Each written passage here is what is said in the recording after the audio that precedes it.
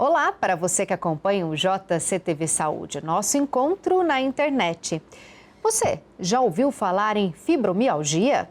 A doença atinge cerca de 6 milhões de brasileiros que convivem com dores intensas e incapacitantes, além de outros sintomas causados pela fibromialgia, que é mais recorrente em mulheres. Cerca de 70% a 90% dos casos diagnosticados, principalmente na faixa etária entre 25 e 50 anos.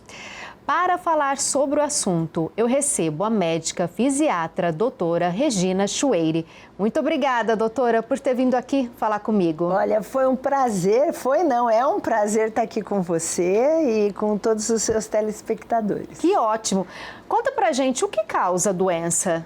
Bem, a fibromialgia, como você bem colocou, ela é extremamente incapacitante e existem várias teorias. O que é que acontece? Desde 1804 já se falava não com este nome, fibromialgia, e outros, que é justamente essas dores incapacitantes, extensas, que pegam o corpo inteiro e atrapalham muito a qualidade de vida dos seres humanos, né? Dos pacientes. Como mesmo você falou, ocorre mais em mulheres do que em homens. Por quê, doutora? Então, também existe uma teoria, né? Assim, em algumas pesquisas, que está ligado a alguns genes que as mulheres levam do que os homens. Isso é uma das hipóteses. As outras é que as mulheres se cuidam mais. Então, nós mulheres vamos mais aos médicos, né? Talvez os homens sintam a dor e essa dor intensa, incapacitante em todos os segmentos corpóreos, mas eles ficam enrolando, vamos falar assim. Para quem está assistindo a gente que sente dor e pode estar achando que é algum outro tipo de doença, como desconfiar que pode ser a fibromialgia? Olha, é uma excelente pergunta. Qualquer dor crônica que mais de 3 meses e que esteja associada à depressão, alteração do sono e além de outros sintomas, porque a fibromialgia não é só a dor, a gente pensa na dor, mas, por exemplo, você pode ter problemas na região da bexiga, dificuldade para urinar, você pode ter também outros problemas relacionados à dor de cabeça, você pode ter outros problemas ligados a estresse crônico, como eu falei, síndrome do intestino irritável, que são alterações no ritmo da evacuação, tudo isso pode ter. E uma fadiga, é aquela fadiga. Se você está prestando atenção, eu sei que você está, mas e quem também está em casa, lembra muito alguns dos sintomas que a Covid também mostrou. Principalmente a hora que você falou da fadiga. E a gente está numa pandemia, a pessoa pode confundir também, né? E isso leva a uma outra teoria do diagnóstico, que ainda não está comprovada, é que talvez um vírus de ação lenta em algumas pessoas pode causar fibromialgia. Porque viram que algumas das sequelas do Covid são muito parecidas. Então, existe uma série de hipóteses aí. É fácil chegar a um diagnóstico? Olha, é fácil e não é. Porque o que acontece? Todo o tratamento médico tem que começar com uma ótima anamnese, que é essa relação médico-paciente, conversar, entender a dor, pegar todos os sintomas que o paciente nos traz, acolher esse paciente bem e fazer uma coisa que hoje em dia não se faz muito, que é o exame físico detalhado. Porque uma pessoa às vezes tem uma hérnia de disco, 2 hérnias de disco, ela tem uma lesão no ombro, uma síndrome do impacto, e vai no colega e o colega desatento, ele simplesmente já bate um carimbo, é fibromialgia. E fica um cortejo de mulheres, mais que os homens, vagando de um consultório e outro. Por quê? Por que tem que fazer um exame físico muito bom, exame neurológico, ortopédico? Porque não existe exame laboratorial, nem sangue, nem urina, nem nada, para a gente diagnosticar fibromialgia, e nem exame de imagem. Então você pode ter uma ressonância, um raio-x, um ultrassom, e não vai achar a fibromialgia. Então é um exame muito mais clínico, do médico mesmo avaliar todo, no geral, as reclamações, tudo do paciente. É sempre biopsicossocial, né? Então, porque a fibromialgia, ela interfere na parte psicológica e na parte social. É aquela dona de casa que não consegue mais realizar suas coisas, é a profissional que também no seu local de trabalho ela não consegue devido à dor, como eu falei, dificuldade para urinar, síndrome do intestino irritável, chega até alterações na relação sexual devido a esse problema.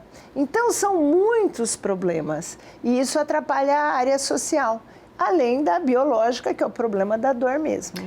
Tem cura, tem tratamento? Olha, tudo em medicina tem controle, poucas coisas têm cura. Quem é hipertenso está sempre hipertenso. Diabético? Diabético, sempre diabético, controla. A boa notícia é que existe hoje um olhar melhor para as pessoas fibromiálgicas, porque eles achavam que era invencionice, né? Ah, aquele pessoal tem. E o que a gente faz? A gente tem que pensar na qualidade de vida, em primeiro lugar. Acolher essa paciente, acolher esse paciente, entender esse momento difícil que ele está passando. Verificar as alterações de sono.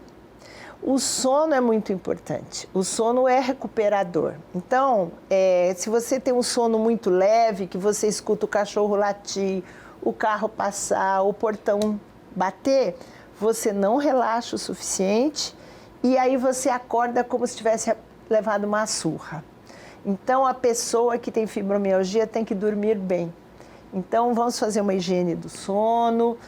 Não precisa já começar com medicamentos que existem, né? Nós falamos aqui até sobre a importância da higiene do sono já. Já, né? É importantíssimo. Já vai desligando, diminuindo a luz, né, da casa, nada de celular no quarto, nada de televisão no quarto acesa, um chazinho calmante e aí você vai dormir bem. Dormindo bem, você vai ter esse sono restaurador, você vai acordar melhor no dia seguinte. Outra coisa, fazer atividade física. E qualquer uma é liberada? Olha, a Organização Mundial de Saúde recomenda para a fibromialgia 2 excelentes e que são simples de fazer.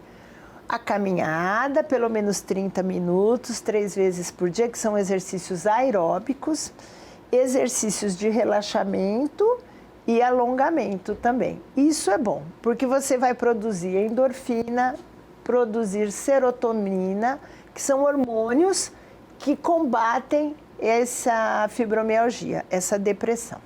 Então, a gente não precisa ir atrás do medicamento. Claro que a gente tem que ir procurar um reumatologista, um fisiatra, um ortopedista, um clínico da dor. Mas, se a gente já começar a fazer isso, é muito bom. E alimentação também. Cuidar da alimentação. Sim, porque existem alimentos que são alimentos inflamatórios. As frituras, os condimentos, desembalar menos, né? Comprar coisa pronta, cheia de sódio. Menos, né? Fast food e mais comida de verdade. Mais comida de verdade, como os nossos antepassados faziam quando não se tinha tanta fibromialgia. Olha cada dica boa. Então dormir corretamente, praticar exercício e comer comida de verdade. O papo de hoje é sobre fibromialgia, sintomas, causas e tratamento. Aproveita que você está vendo a gente, já se inscreve no canal e compartilha a entrevista. A depressão está presente em 50% dos pacientes com fibromialgia. Por quê, doutora? É justamente pela essa alteração dos hormônios. Tem, inclusive, uma aula que eu ministro para os meus alunos na Faculdade de Medicina, que tem um slide que a paciente fala assim, é uma atriz, né? Doutora, então quer dizer que está tudo na minha cabeça? Sim, está. São vários hormônios e outras substâncias que são produzidas e, devido a essas alterações que eu já falei, acabam sendo produzidas em baixa escala e, com isso, dando o problema de depressão, ansiedade.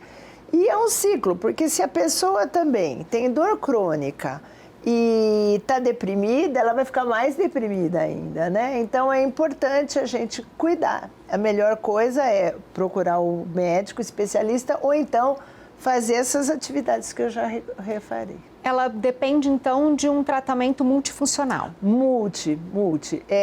Aos centros de reabilitação no Brasil, eles têm equipe multi.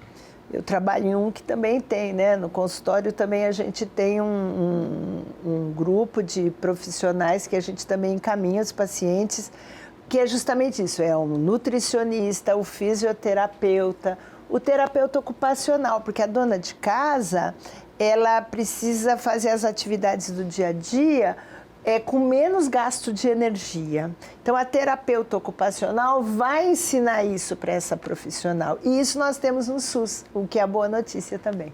Olha só que importante. Um recado, a gente está terminando, para quem está assistindo a gente, tem a doença, sente dores, tem vergonha da condição Sim. que tem, porque pode receber julgamentos, as pessoas acharem, ai, que frescura, Sim. senti dor por isso.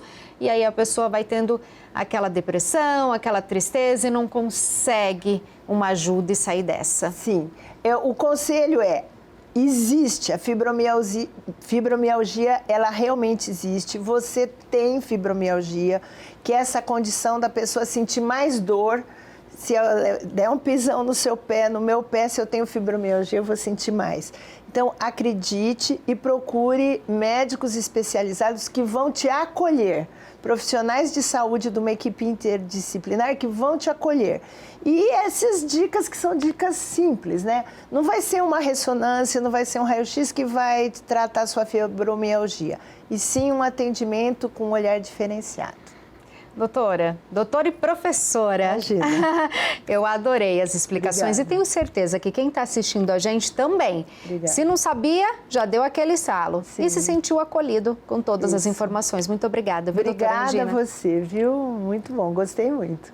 Tá? Um abraço. A fibromialgia é um assunto sério e merece atenção e cuidados. Aproveita que você está vendo a gente para compartilhar a entrevista, deixar um like.